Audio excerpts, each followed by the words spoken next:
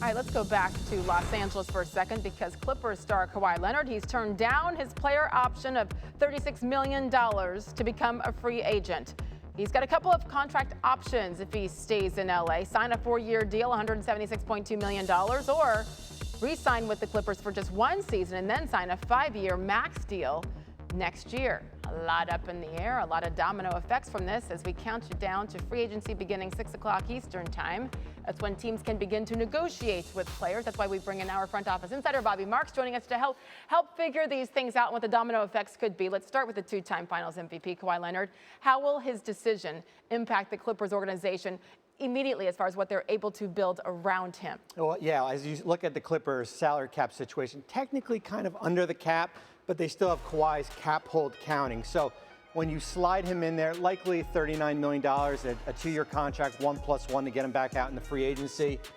You see that number kind of goes, now they're $29 million. Yeah. I mean, even like if we look at their salary, their luxury tax, they're in the luxury tax.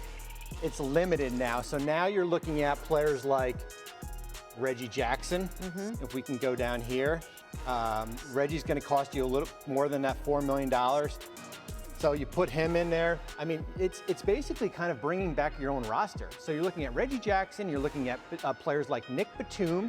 Remember in the draft, they were able to move back up 4 slots to get Keon Johnson. They made DJ Boston, Jason Preston, but Sage, it's going to be about youth movement here because this $39 million number is going to be rehabbing for most of the season here, and there's going to be a big emphasis certainly on Paul George, but you're looking at most of this roster coming back, but with an injured Kawhi Leonard.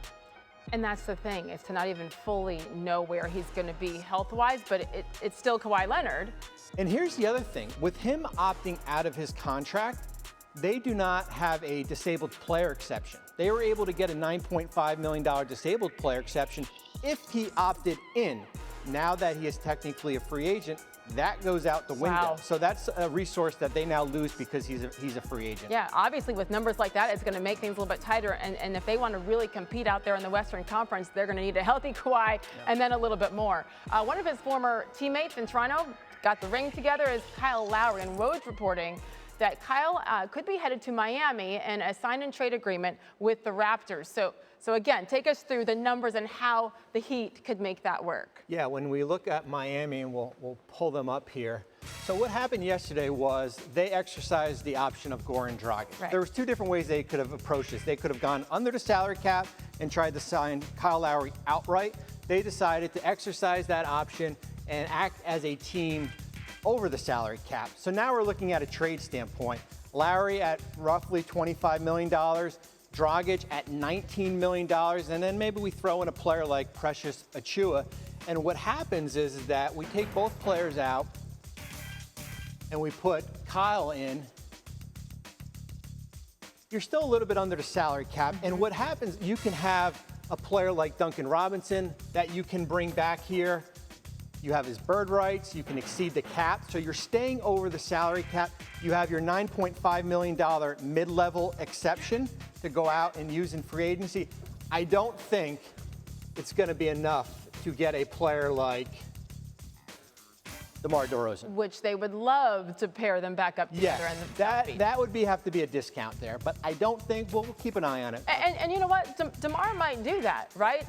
Because it's been a tough couple of years there in San Antonio. It hasn't gone the way he wanted. And to get back with him and play with him, you could see the possibility, but today your gut for that would say don't get your hopes up? No, let's just see how the market plays out. Okay. I mean, I've seen guys take who we thought were going to earn $12 to $13 million, taking $3 million because that's just how the situation develops. Right. Thanks for watching ESPN on YouTube. For live streaming sports and premium content, subscribe to ESPN+.